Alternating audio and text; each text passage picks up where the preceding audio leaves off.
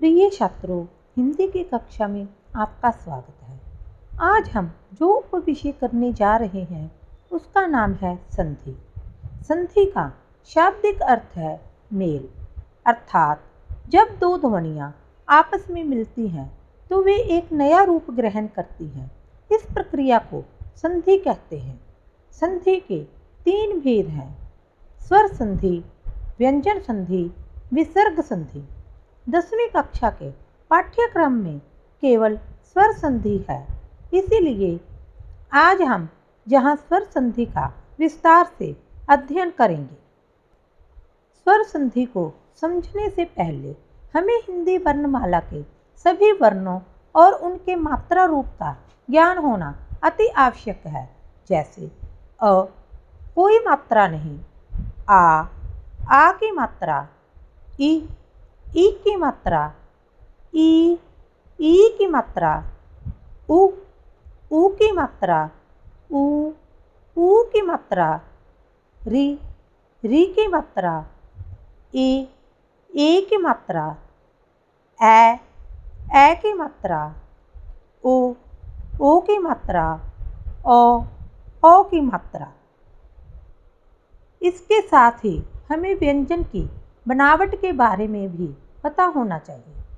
व्यंजन अर्थात वे वर्ण जो स्वरों की सहायता से बोले जाते हैं व्यंजन कहलाते हैं।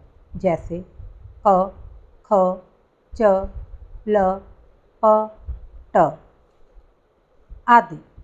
प्रिय छात्रों, आपने ध्यान से सुना होगा कि प्रत्येक व्यंजन के उच्चारण के अंत में अ की ध्वनि सुनाई देती है, अर्थात प्रत्येक व्यंजन में स्वर मिला होता है।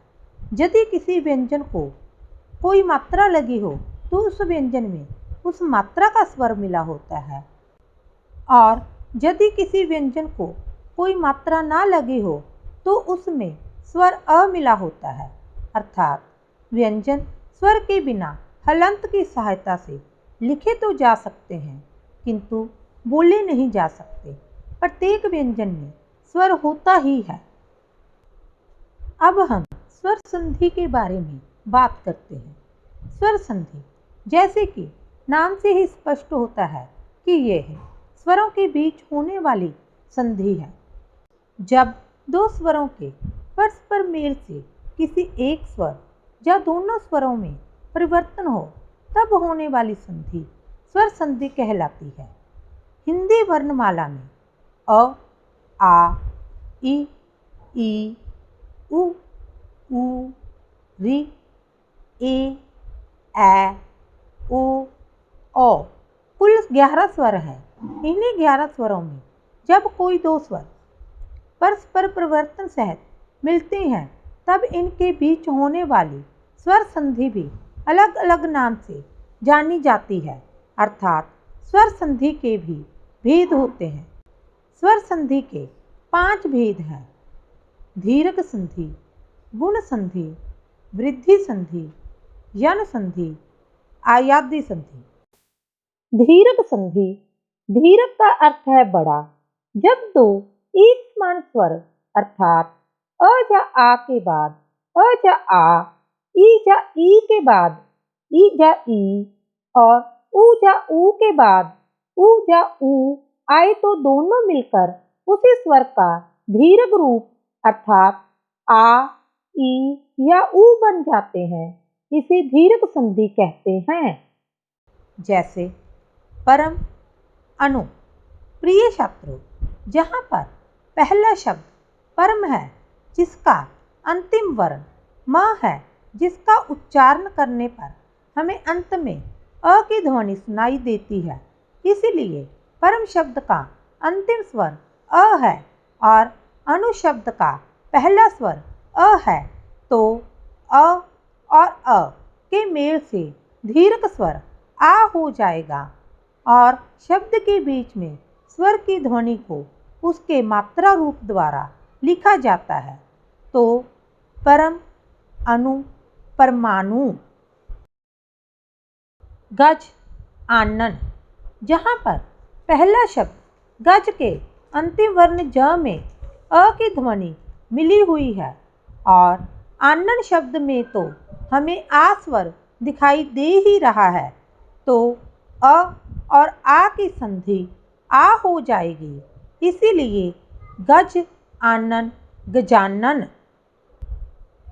रेखा अंकित, जहाँ पर पहले शब्द रेखा के अंतिम वर्ण ख को आ की मात्रा होने के कारण अंतिम स्वर आ है, और अंकित में तो हमें अ स्वर दिखाई दे ही रहा है, तो इसीलिए आ और अ मिलकर आ हो जाएंगे। तो रेखा अंकित, रेखांकित।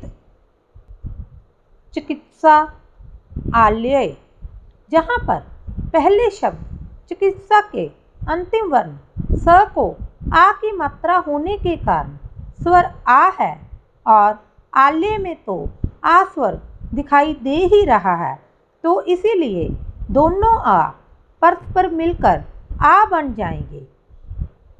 तो चिकित्सा आलय चिकित्सालय। रवि इंदर, जहाँ पर पहले शब्द रवि के अंतिम वर्ण व को ई की मात्रा होने के कारण स्वर ई है, और इंदर में पहला स्वर ई होने के कारण दोनों ई परस्पर मिलकर ई बन जाएंगे। इसीलिए रवि इंदर रविंदर। मुनि ईश्वर, जहाँ पर पहले शब्द मुनि के अंतिम वर्ण न को ई की मात्रा होने के कारण स्वर ई है, और ईश्वर में पहला स्वर ई होने के कारण ई और ई परस्पर मिलकर दीर्घ स्वर ई बन जाएंगे। इसीलिए मुनि ईश्वर मुनीश्वर। देवी इच्छा, जहाँ पर पहले शब्द देवी के अंतिम वर्ण व में ई की मात्रा होने के कारण स्वर ई है, और इच्छा में पहला स्वर ई होने के कारण दोनों स्वर ई और ई परस्पर मिलकर दीर्घ स्वर ई बन जाएंगे। इसीलिए देवी इच्छा देवीच्छा। जजनी ईश, जहाँ पर पहले शब्द जजनी के अंतिम वर्ण न में ई की मात्रा होने के कारण स्वर ई है, और ईश में पहला स्वर ई होने के कारण दोनों स्वर परस्पर मिलकर ई बन जाएंगे। इसीलिए रजनी ईश रजनीश। लघु उत्तर, जहाँ पर पहले शब्द लघु के अंतिम वर्ण ख को ऊ की मात्रा होने के कारण स्वर ऊ है, और उत्तर में पहला स्वर ऊ होने के कारण ऊ और ऊ परस्पर मिलकर दीर्घ स्वर ऊ बन जाएंगे। इसीलिए लघु उत्तर लघुत्तर। सिंधु ऊर्मी, जहाँ पर पहले शब्द सिंधु के अंतिम वर्ण ध को ऊ की मात्रा होने के कारण स्वर ऊ है, और ऊर्मी में पहला स्वर ऊ होने के कारण ऊ और ऊ परस्पर मिलकर ऊ बन जाएंगे। इसीलिए सिंधु ऊर्मी सिंधूर्मी। वधु उत्सव, जहाँ पर पहले शब्द वधु के अंतिम वर्ण ध को ऊ की मात्रा होने के कारण स्वर ऊ है, और उत्सव में पहला स्वर ऊ होने के कारण ऊ और ऊ परस्पर मिलकर दीर्घ स्वर ऊ बन जाएंगे। इसीलिए वधु उत्सव वधुत्सव। भू ऊर्जा, जहाँ पर पहले शब्द भू में भ को ऊ की मात्रा होने के कारण स्वर ऊ है, और ऊर्जा में पहला स्वर ऊ होने के कारण दोनों ऊ परस्पर मिलकर ऊ बन जाएंगे। इसीलिए भू ऊर्जा भूर्जा। प्रिय छात्रों, आशा है अब आपको दीर्घ संधि अच्छी तरह समझ आ गई होगी। संधि के अगले भेद पढ़ने से पहले अब हम संधि विच्छेद के बारे में बात करेंगे, क्योंकि परीक्षा में आपसे दोनों प्रकार के प्रश्न पूछे जा सकते हैं कि दिए हुए शब्दों की संधि करना और दिए गए शब्दों का संधि विच्छेद करना। संधि विच्छेद, जिसमें संधि, मेल, विच्छेद, अलग करना अर्थात संधि को अलग करना। संधि के नियम अनुसार मिले वर्णों को अलग अलग करके पहले वाली स्थिति में ले आना ही संधि विच्छेद कहलाता है। प्रिय छात्रों, दिए गए अलग अलग शब्दों की संधि करना आसान होता है क्योंकि उन शब्दों में हमें स्वर दिखाई देते हैं, परंतु संधि विच्छेद करना मुश्किल होता है क्योंकि तब स्वर दिखाई नहीं देते। विभिन्न शब्दों का संधि विच्छेद करने के लिए हमें पहले उन शब्दों में संधि के भेद की पहचान करनी होगी। संधि के भेद की पहचान करने के लिए हमें दिए गए शब्दों में मात्रा को ढूंढना होगा। जैसे यदि दिए गए शब्दों में आ, ई और ऊ की मात्रा है तो उन शब्दों में दीर्घ संधि होगी। जैसे विद्यालय में आ की मात्रा, हरीश में ई की मात्रा, मुनीश में ई की मात्रा, परीक्षा में ई की मात्रा, बहुउद्देशीय में ऊ की मात्रा, सूक्ति में ऊ की मात्रा होने के कारण इन शब्दों में दीर्घ संधि है तो इनका संधि विच्छेद होगा। विद्यालय, विद्या, आलय, हरीश, हरि, ईश, मुनीश, मुनि, ईश, परीक्षा, परि, ईक्षा, बहुउद्देश्य, बहु उद्देश्य, सूक्ति, सु, उक्ति। अब हम संधि के दूसरे भेद गुण संधि के बारे में बात करते हैं। गुण संधि। गुण संधि में अ जा आ के बाद भिन्न स्वर ई जा ई आने पर ए बन जाता है। अ जा आ के बाद ऊ जा ऊ आने पर ओ बन जाता है और अ जा आ के बाद री आने पर अर बन जाता है। जैसे नर, इंद्र, जहाँ पर पहले शब्द नर के आखिरी अक्षर र में स्वर अ है और इंद्र का पहला अक्षर ई है तो दोनों स्वर अर्थात अ और ई मिलकर ए बन जाएंगे। इसीलिए नर, इंद्र, नरेंद्र। परम, ईश्वर, जहाँ पर पहले शब्द परम के आखिरी अक्षर म में स्वर अ है और ईश्वर का पहला अक्षर ई है तो दोनों स्वर अर्थात अ और ई मिलकर ए बन जाएंगे। इसीलिए परम, ईश्वर, परमेश्वर।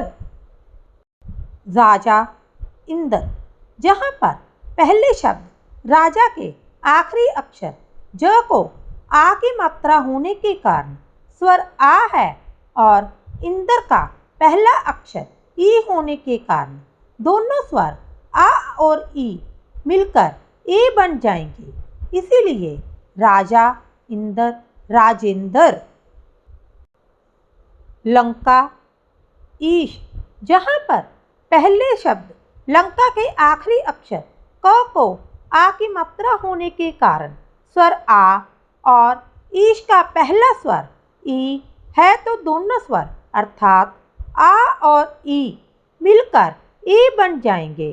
इसीलिए लंका, ईश, लंकेश। पर उपकार, जहाँ पर पहला शब्द पर के आखिरी अक्षर र को कोई मात्रा ना होने के कारण र में स्वर अ है और उपकार का पहला अक्षर ऊ है तो दोनों स्वर अर्थात अ और ऊ मिलकर ओ बन जाएंगे। इसीलिए पर उपकार, परोपकार। जल, ऊर्मी, जहाँ पर पहले शब्द जल के आखिरी अक्षर ल को कोई मात्रा ना होने के कारण ल में स्वर अ मिला हुआ है और ऊर्मी का पहला अक्षर ऊ है तो दोनों स्वर अर्थात अ और ऊ मिलकर ओ बन जाएंगे। इसीलिए जल ऊर्मी जलोर्मी। महा उत्सव, जहाँ पर पहले शब्द महा के आखिरी अक्षर ह को आ की मात्रा होने के कारण स्वर आ है और उत्सव का पहला अक्षर ऊ है तो दोनों स्वर अर्थात आ और ऊ मिलकर ओ बन जाएंगे। इसीलिए महा उत्सव महोत्सव।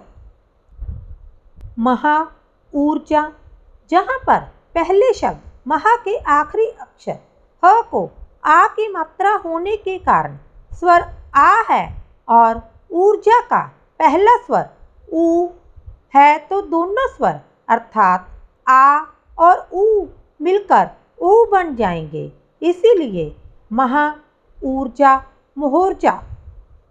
वसंत ऋतु, जहाँ पर पहले शब्द वसंत के आखिरी अक्षर त को कोई मात्रा न होने के कारण त में स्वर अ है और ऋतु का पहला अक्षर री है तो दोनों स्वर अर्थात अ और री मिलकर अर बन जाएंगे।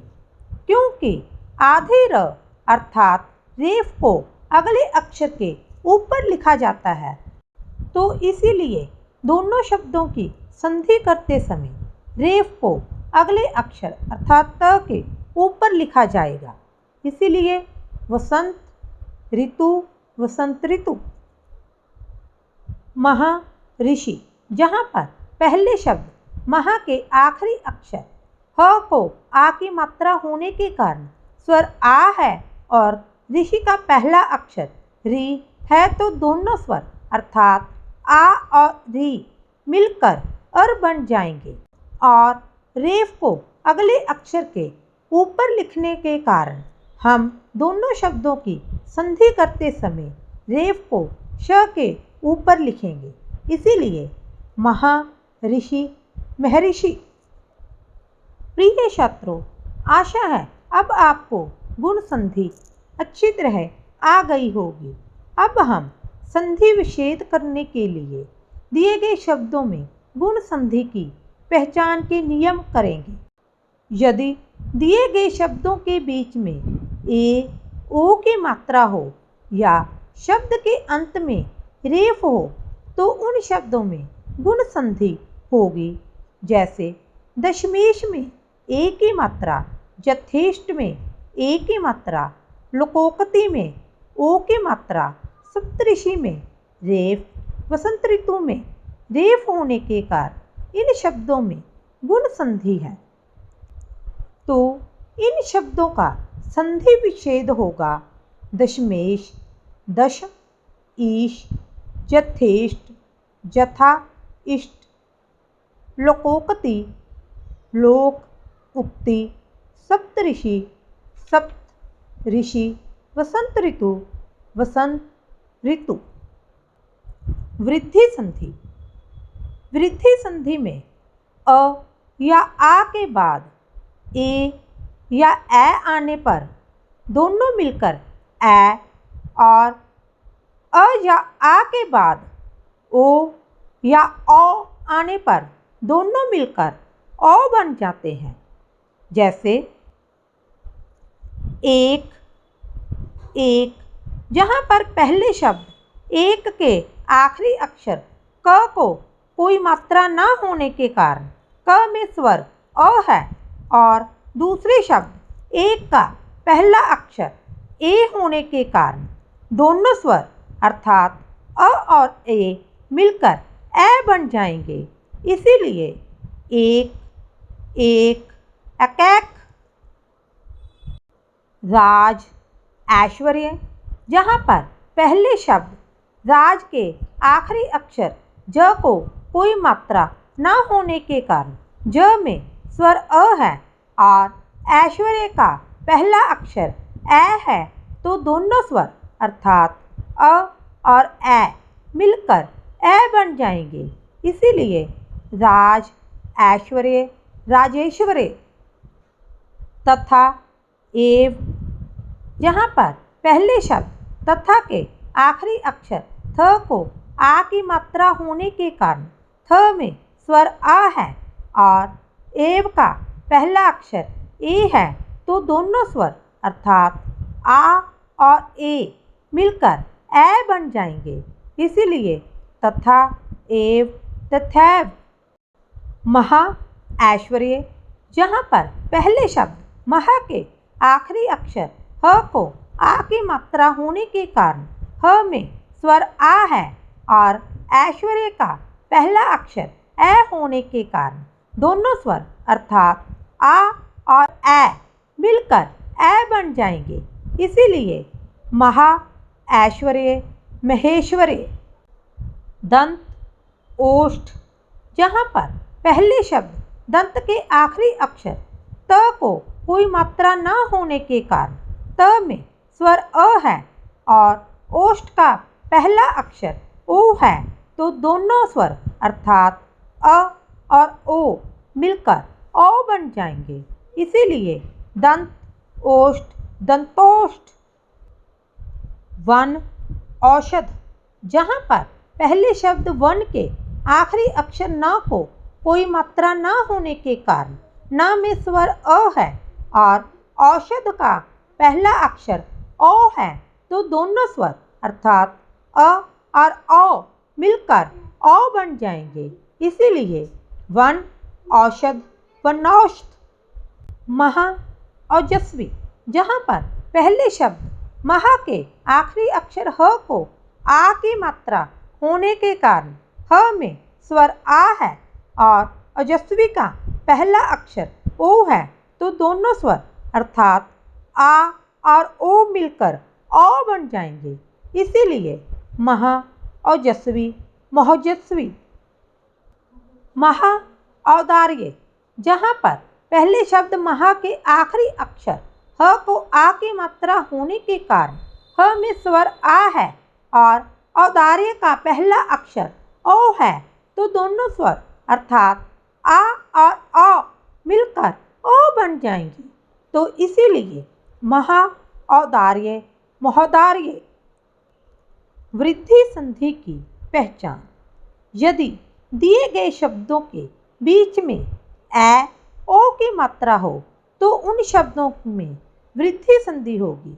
जैसे वनौषध में ओ की मात्रा, महौज में ओ की मात्रा, लोकेशना में ए की मात्रा, सदैव में ए की मात्रा होने के कारण इन शब्दों में वृद्धि संधि है।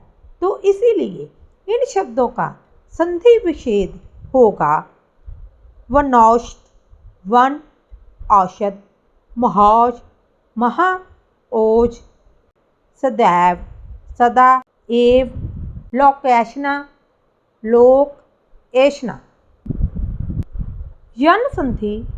यदि ई, उ या री के बाद इन स्वरों को छोड़कर अन्य कोई स्वर आए तो ई के स्थान पर आधा य, उ के स्थान पर आधा व तथा री के स्थान पर आधा र बन जाता है और साथ में भिन्न स्वर की मात्रा जुड़ जाती है। और यदि भिन्न स्वर अ हो तो आधा य, आधा व, आधा र के साथ जुड़कर य, व और र बन जाते हैं, क्योंकि अ की कोई मात्रा नहीं होती।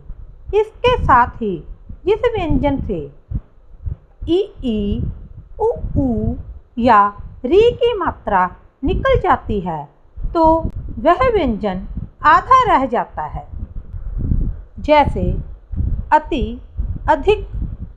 जहाँ पर पहले शब्द अति के आखिरी अक्षर त को ई की मात्रा होने के कारण त में स्वर ई है और अधिक का पहला अक्षर अ है, तो नियमानुसार दोनों स्वर अर्थात ई और अ मिलकर आधा य बन जाएंगे और अधिक का पहला अक्षर अ होने के कारण आधे य में मिलकर य बन जाएगा और अति के त में से ई की मात्रा निकलने से आधा त रह जाएगा।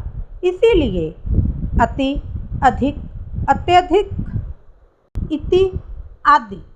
जहाँ पर पहले शब्द इति के आखिरी अक्षर त को ई की मात्रा होने के कारण त में स्वर ई है और आदि का पहला अक्षर आ है, तो नियमानुसार दोनों स्वर अर्थात ई और आ मिलकर आधा य बन जाएंगे और आदि का पहला अक्षर अर्थात आ आधे य के साथ मिलकर या बन जाएगा और इति के त में से ई की मात्रा निकलने से आधा त रह जाएगा। इसीलिए इति, आदि, इत्यादि। नदी, अर्पण। जहाँ पर पहले शब्द नदी के आखिरी अक्षर द को ई की मात्रा होने के कारण द में स्वर ई है और अर्पण का पहला अक्षर अ है, तो नियमानुसार दोनों स्वर अर्थात ई और अ मिलकर आधा य बन जाएंगे और अर्पण का पहला अक्षर अ आधे य के साथ मिलकर य हो जाएगा और नदी के द में से ई की मात्रा निकलने से द आधा रह जाएगा। इसीलिए नदी, अर्पण, नद्यर्पण। देवी, आल्य।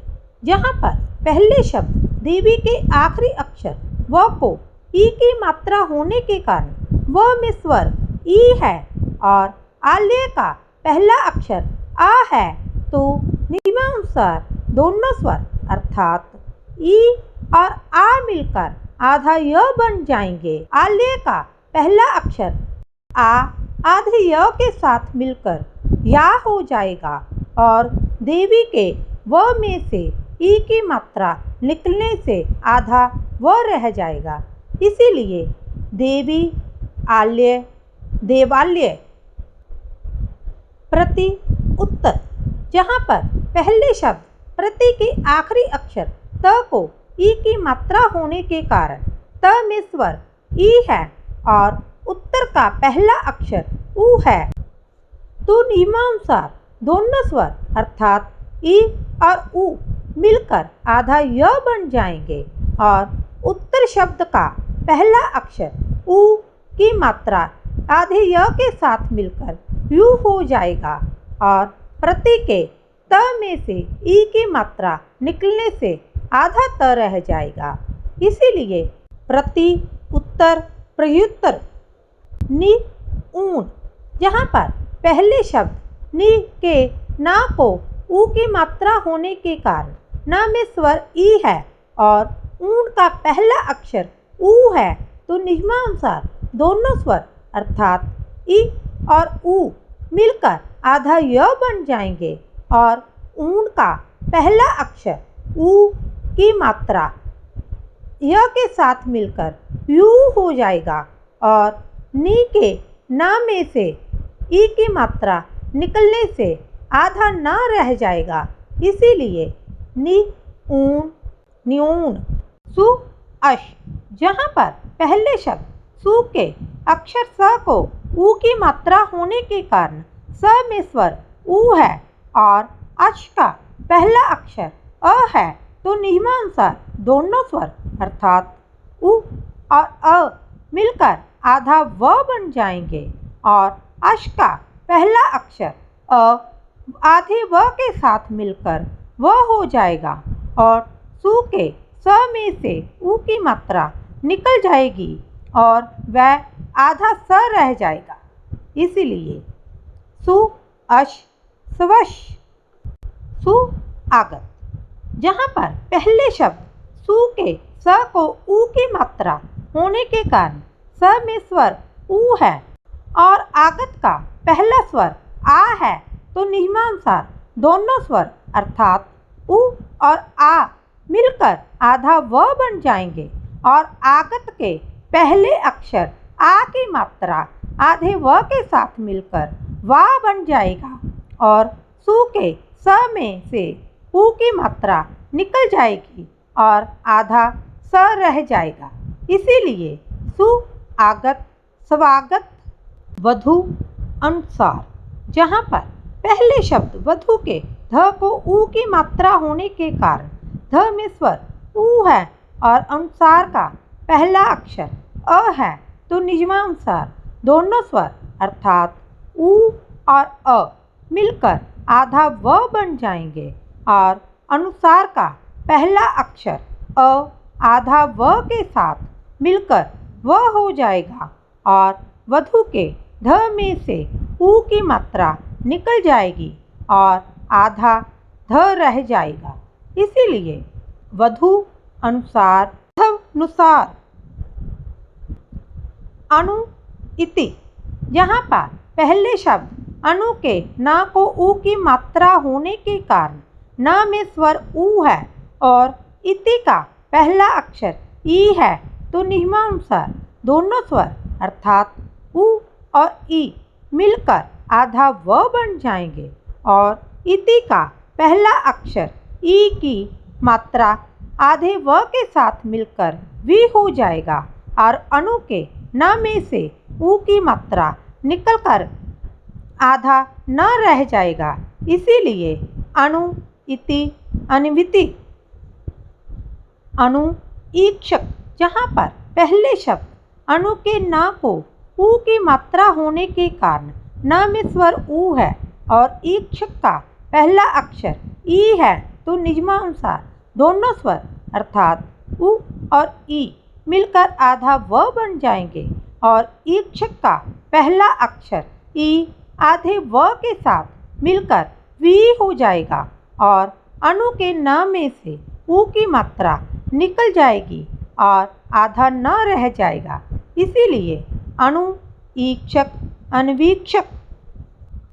अनु एशन, जहाँ पर पहले शब्द अनु के न को ऊ की मात्रा होने के कारण न में स्वर ऊ है और एशन का पहला शब्द ए है, तो निजमानुसार दोनों स्वर अर्थात ऊ और ए मिलकर आधा व बन जाएंगे और एशन का पहला अक्षर ए आधे व के साथ मिलकर वे हो जाएगा और अनु के न में से ऊ की मात्रा निकल जाएगी और आधा न रह जाएगा।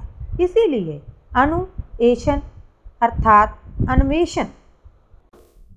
मातृ अनुमति, जहाँ पर पहले शब्द मातृ के त को री की मात्रा होने के कारण त में स्वर री है और अनुमति का पहला अक्षर अ है, तो नियमानुसार दोनों स्वर अर्थात री और अ मिलकर आधा र बन जाएंगे और अनुमति का पहला अक्षर अ आधे र के साथ मिलकर र हो जाएगा और मातृ के त में से री की मात्रा निकल जाएगी और आधा त रह जाएगा। क्योंकि आधा त और र के मेल से संयुक्त वर्ण त्र बनता है, इसीलिए दोनों शब्दों की संधि करते समय हम त्र लिखेंगे। इसीलिए मातृ अनुमति, मातृनुमति। पितृ आज्ञा, जहाँ पर पहले शब्द पितृ के त को री की मात्रा होने के कारण त में स्वर भी है और आज्ञा का पहला अक्षर आ है, तो नियमानुसार दोनों स्वर अर्थात री और आ मिलकर आधा र बन जाएंगे और आज्ञा का पहला अक्षर आ आधे र के साथ मिलकर रा हो जाएगा और पितृ के त में से री की मात्रा निकल जाएगी और आधा त रह जाएगा। क्योंकि आधा त और र के मेल से संयुक्त वर्ण त्र बनता है, इसीलिए दोनों शब्दों की संधि करते समय त्र लिखा जाएगा। इसीलिए पितृ आज्ञा, पित्राज्ञा। मातृ इच्छा, जहाँ पर पहले शब्द मातृ के त को री की मात्रा होने के कारण त में स्वर भी है और इच्छा का पहला अक्षर ई है, तो नियमानुसार दोनों स्वर अर्थात री और ई मिलकर आधा र बन जाएंगे और इच्छा का पहला अक्षर ई आधे र के साथ मिलकर री हो जाएगा और मातृ के त में से री की मात्रा निकल जाएगी और आधा त रह जाएगा। क्योंकि आधा त और र के मेल से संयुक्त वर्ण त्र बनता है, इसीलिए दोनों शब्दों की संधि करते समय त्र लिखा जाएगा। इसीलिए मातृ, इच्छा, मातृषा, मातृ, ईश, जहाँ पर पहले शब्द मातृ के त को री की मात्रा होने के कारण त में स्वर भी है और ईश का पहला अक्षर ई है, तो नियमानुसार दोनों स्वर अर्थात री और ई मिलकर आधा र बन जाएंगे और ईश का पहला अक्षर ई आधे र के साथ मिलकर री हो जाएगा और मातृ के त में से री की मात्रा निकल जाएगी और आधा त रह जाएगा, क्योंकि आधा त और र के मेल से संयुक्त वर्ण त्र बनता है। इसीलिए दोनों शब्दों की संधि करते समय त्र लिखा जाएगा।